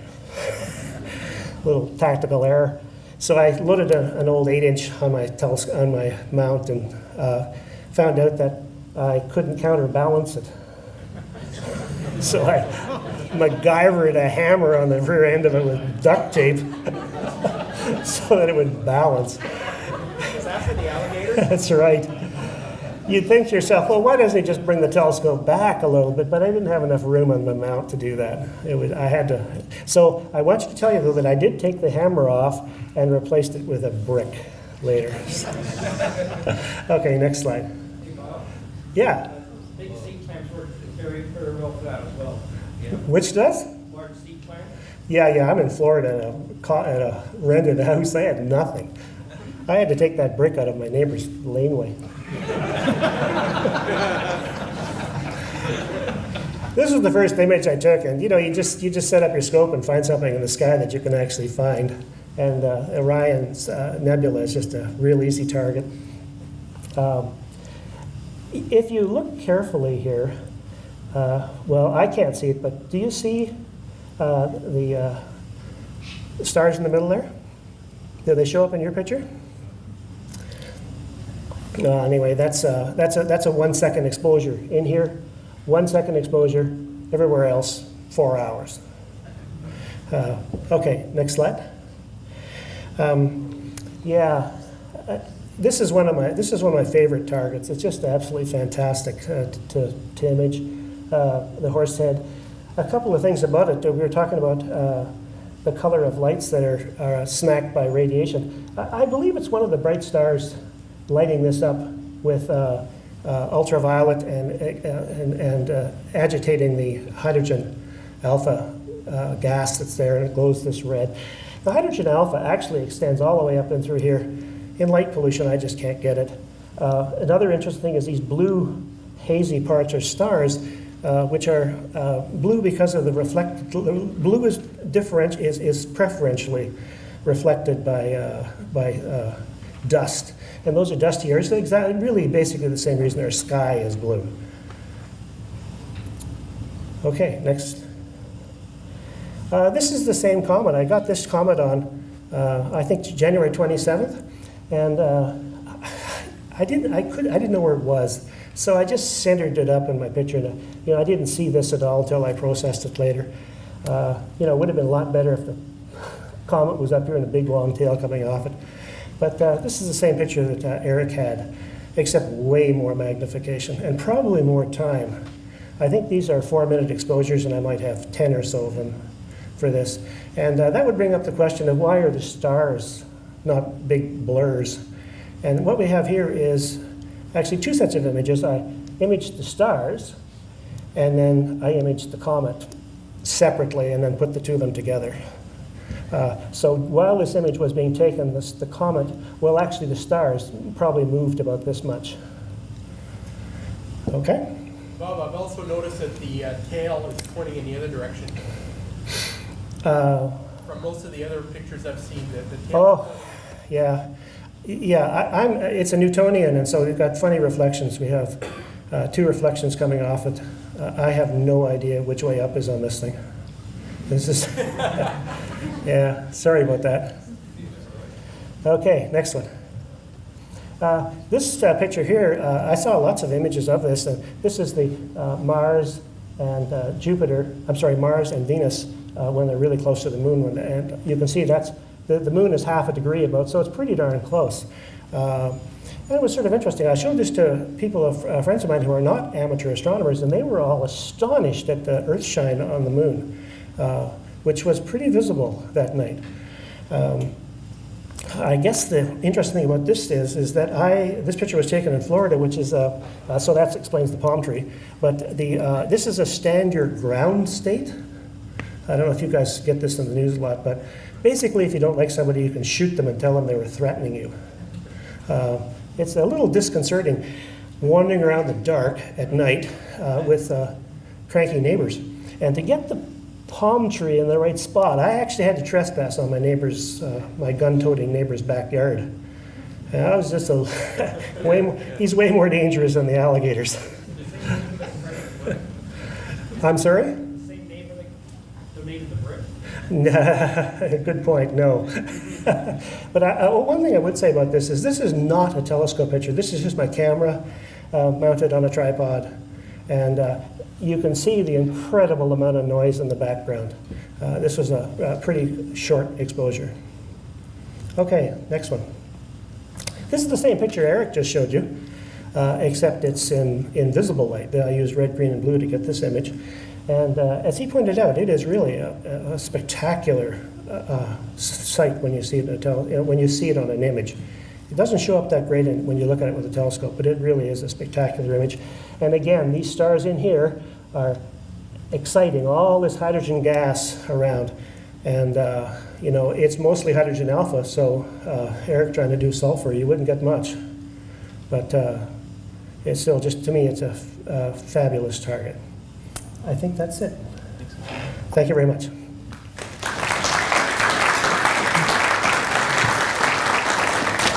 Thank you, Bob. Actually, we would have had some slides from Gary. My apologies, Gary. We'll slip them in for your images in next month. Folks, I want to pick up the pace now. We're going to talk about a couple of announcements on the various events and also an update on flow as well. So if we could go to the, is it 167 slide? The first slide with the Millikan tail, please. Yes. So at this time, Pat Brown, I think many of you know Pat Brown. She runs a very nice program of introduction to the night sky, and she over the next 3 Friday nights, actually including tonight, she's offering a both indoor and outdoor event. So if it's cloudy, she's got an indoor program. It's at the Millikan tail here. And if you want to find out more, you can phone that number, or you can also see Bob Hillier, who's here tonight. So if you want to come up after the meeting and you want to say, I'd like to talk to Bob about this, I can introduce you to Bob. But it is in the middle of Kintail, and Pat runs a very organized program. And you walk out of this, and it is, by the way, a free program. I think she looks for a donation, but she doesn't, I think, demand an amount. But Pat always does a nice job. Next slide, please. Gordon and Ron, why don't the two of you come up and talk about flow and the flow tour, and Ron St. Martin, the director of the flow, is going to, for Alaskan Observatory, is going to give an update on the plans for flow, at least share some preliminary thoughts. So. Bob, could you increase the light levels for the podium, please? Increase the light levels, please. Yeah. Okay, so the FLO tour is set for tomorrow night. It looks like it's going to be really clear, so we're going to go. And so anybody who signed up for the February, which got postponed until March, you're welcome to come. And anybody who signed up for April, of course. I've already got about 6 or 8 people who've confirmed, and so if you haven't confirmed, just so we have an idea, it would be great if you could send me an email. Okay, but that's tomorrow night. I'm going to be there for 5:30, and we'll have, so that'll give us a couple hours daylight to see the facility, see the scope, and so forth. And then we'll have a star party afterwards and go till about 1 o'clock. Okay? Thanks. Hi, for you guys that don't know me, my name is Ron St. Martin. I'm the director of the observatory. I will not be there tomorrow night for obvious reasons. It's my 50th birthday tomorrow. I'm shocked that I made it this far, but here we go. We had some plans for this summer. We're actually building another observatory on the site. So we had an 18-inch telescope donated to us. So we're gonna try and build it in a 2-year project. Basically trying to do it right, so it doesn't collapse like this one does. But we're going to be building it pretty much down on that other slope right beside the mound. So it's going to be another 10 by 10 building, which will house an 18-inch telescope. And we'll be doing other projects this year, like painting the roof, which needs it badly, and doing some renovations on the building itself. Rewiring, maybe putting a new gate this year too, if we can afford it. But the main project is the observatory, and from time to time this summer I will be calling out for volunteers. So if anybody feels like wheeling a pick or a shovel and feels like if they have a free day to come out and help out, it'd be deeply appreciated. And the Millikentel, actually, the conservation area is actually going to top the trees off, because I know we did that about 10 years ago, and we got in a big pile of doo-doo because we were not supposed to do it. And we cut everything down and just left it like a big jackpot all over the place, but they didn't seem too kindly to that. So they want to do it themselves, which is saving us a lot of trouble. Anything else? Oh yeah, also the guys at the Millikentel also informed me that when you're coming in the gate at the observatory, there's a field behind there, and then there's some bushes, and there's another field, and there's a group of mountain bike enthusiasts that have gotten access to that field, and they're going to be coming through the observatory. As you see the trails from the Millikentel, there's one that comes right around the observatory. So they're going to be using this in our access road to gain access to their field. And I told him, I said, well, that's not going to be a problem. But he told me that they're so hardcore that they go out at night sometimes. So if that becomes a problem, if anybody's out there and you see bikes going by with lights and it's disturbing you, let me know, and I'll let them know. And they'd offered to cut a new road in to avoid the observatory for us if it becomes a problem. So if anybody has any problem with that, let me know, so that way we can take action on that. And Ron, I had a question. Is internet service available at FLO? No. Not that you would be providing it, but has it been mapped there? Have other people been using it? No, not at all. So Actually, there at all? No, I don't think so. No. If you're standing about here, you have cell service. Yeah, or, If you're standing here, you don't. or if you take the great big step ladder that's in there, set it up around here, stand right at the top with your hands-free thing, and you're falling up like this, you get half decent reception. It's not too bad. You gotta have pretty good balance for that, but, you know. On the note of cell reception, I will be there if anybody's coming out and you get lost or you're not sure where you are or not sure where the gate is. Call me. About 80% of the time it goes immediately to voicemail, and I will call you back. That's happened a couple times in the past couple months. So the previous attempts we've had, people have called, it's gone to voicemail. But I will call you back. And the other thing is finding the place. If you're coming out of Almont and you're heading down Highway 29 towards Pakenham, you'll see a sign for the Mill of Kintail, Clayton Road. It's a left-hand turn right beside the, what's his name, Naismith house. That's not the turn.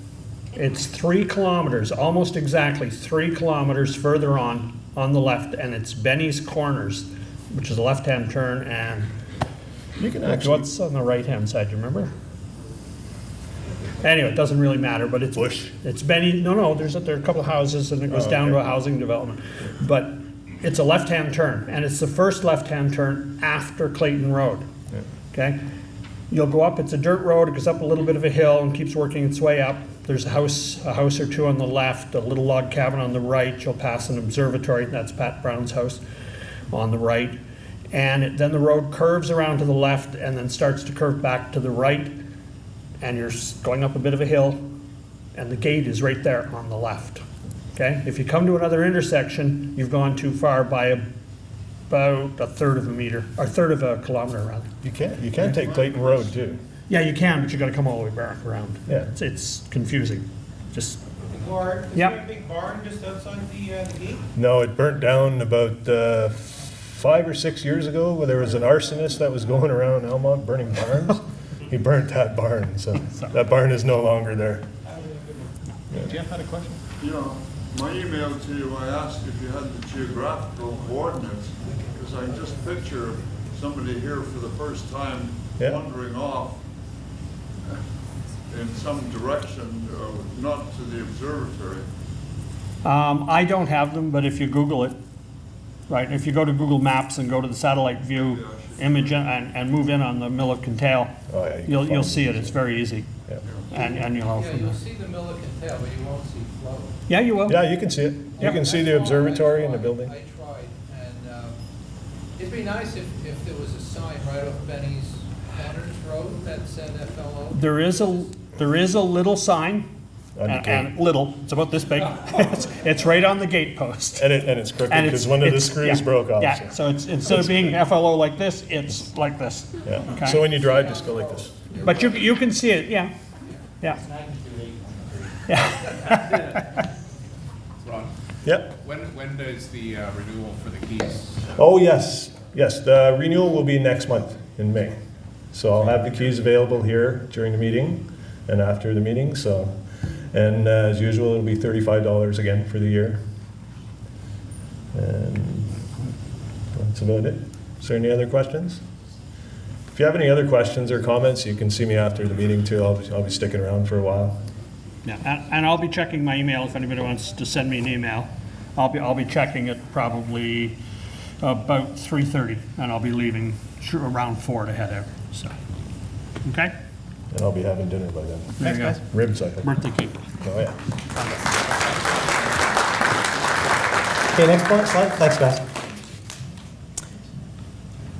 Okay, real quick, because I want to wind down fast. So a couple of things. Our Star Party, our program is Stargazing program is starting up next week. So weather permitting, we'll be holding it at the usual spot, which is the parking lot of the CARP branch of the Ottawa Public Library. So that's in CARP and close to the CARP Fairgrounds.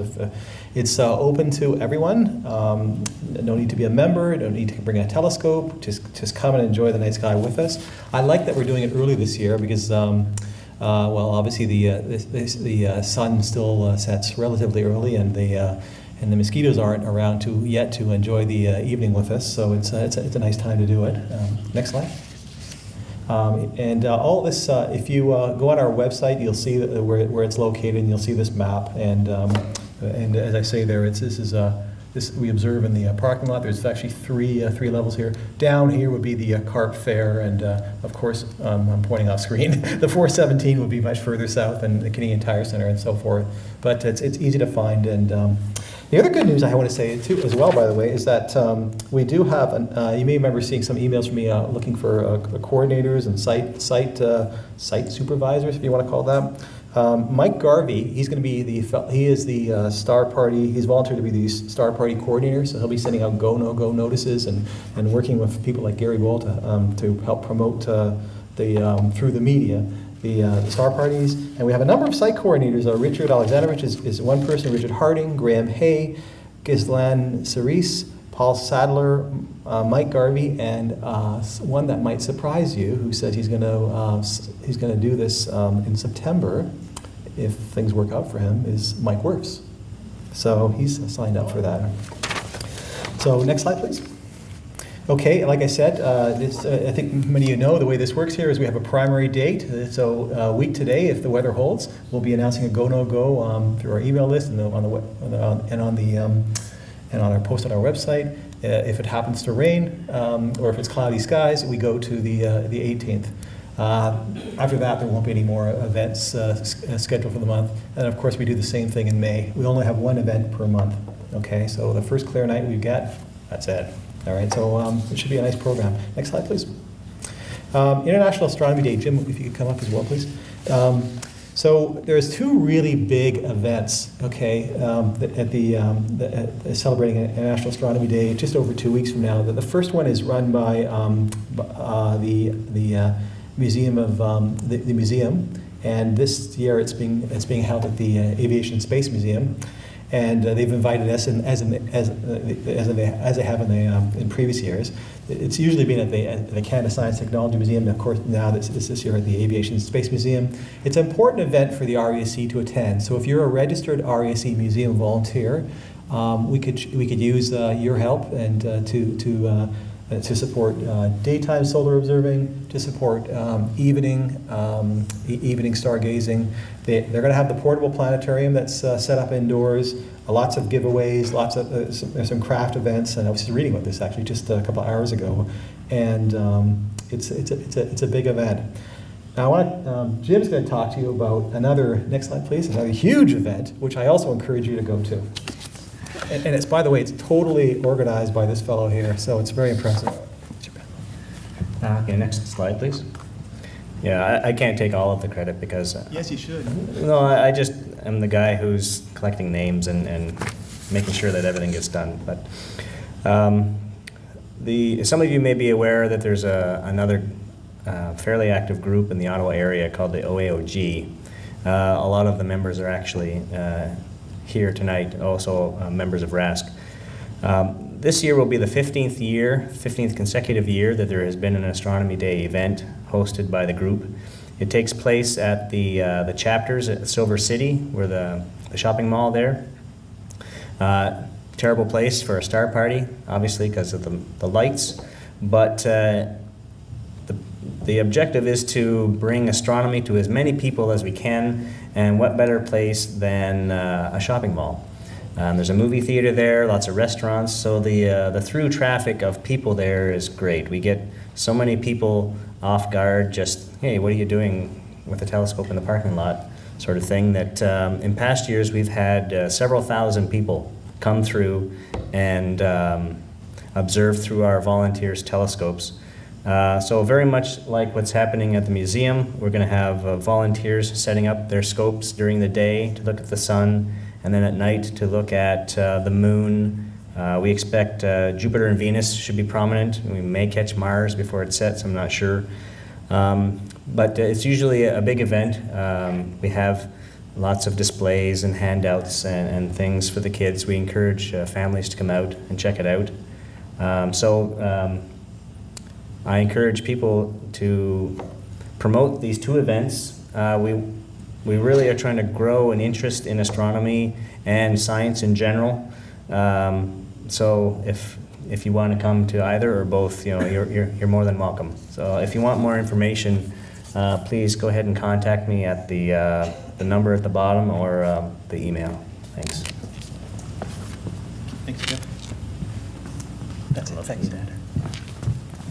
Thanks, Jim. Yeah, like Jim said, these are just two wonderful events, and definitely I encourage you to go to either or both. Okay, really quickly here, there's another event that I want to give you a heads up on. On May 16th, we're partnering with Blue Gypsy Wines to offer stargazing in this location here. It's also in support of a charitable event, and I've forgotten what it's about right now, but Prajesh will be sending out the details about this in the coming weeks. Next slide, please. I'm dragging my feet on organizing the next telescope clinic, and I apologize for that, but remember we offered one just before Christmas where people brought their scopes, and we had lots of hands-on support. We call them a lot of scopes, so I'll be announcing that through email in the next couple of weeks. I've been looking for a location. I haven't found an ideal one. We just may go back to the place we had before, but it was I'll be posting it through our email list and also on our website. Next slide, please. As I mentioned earlier, the Stan Mott Library, that's our astronomy library, is here now. Estelle was setting it up earlier tonight. She doesn't have anything she can show, but next month it will be available for signing up books and so forth, another membership benefit. Next slide. Next slide. Right. Okay, just to wind down here. One more now. Oh, I know, I was just going to mention that too. No, you can go ahead. Come on up and go. That's right, Gordon. I saw it. You might have noticed earlier on the benefits of membership list that Mike had up, discounted rates on magazine subscriptions. Well, for the past, I don't know how many years, Steve McIntyre's been doing it. But one of the magazines has recently changed their procedure on how to deal with it. And because of his hearing issues, he can't do it on the phone. And faxes are something he struggles with. So we need a volunteer to take on the position of our magazine coordinator. So if anybody wants to do it, you can either contact me or Mike.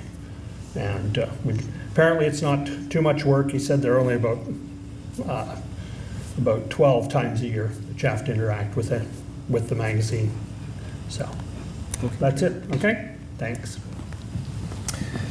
Okay, next slide, please. We meet after this, there's a social event after this meeting. It's at Perkins, not far from here, corner of Saint Laurent and Ogilvie. Everyone is welcome to attend. Next slide. This meeting was being webcast and is recorded, and you notice it shows up on YouTube. And by the way, if you haven't checked out the YouTube videos of these meetings, I really encourage you to. Eric has done an outstanding job with these YouTube videos. Eric, you really are amazing. I want to mention next month I will not be webcasting, but the meeting will be recorded. Okay, terrific. All right, terrific. Well, you did a fine job with Haley Sabers. That was just I mean, they're all like this, but I can't take credit. It's her. She did great. I enjoyed it. I watched it probably more than once, actually. Okay, next slide, please. And again, through our website, you can click on these links, and it'll take you to a YouTube video. Okay, next slide. I don't know. I think we must have had over 100 tonight. Thanks to all the participants and people who contributed to it. And Chris Tarrant, although he's not here tonight, he did a huge amount of work. I can't tell you how much he did. So interesting. Thanks for that, Chris. Next slide. We meet on Friday, May 1st. Actually, David, it's not May 8th. It's May 1st. I told you May 8th. And same place. Next slide. And we've got a botanist from the Museum of Nature who's going to be talking about his experiences on a Mars simulation. Okay. And Al Scott, Al Scott is going to be presenting a sort of reviewing the important discoveries in the last decade. He's going to take stock of all of them and share his perspective and help put it all together. Okay, it might be a challenge, but I know he's not a challenge for Al, that's for sure. Next slide. Okay, that brings us to the end. So thanks, everyone. We're going to run the door prizes right now. I'm going to call out the tickets, but that's the end of the internet broadcast, and thank you all.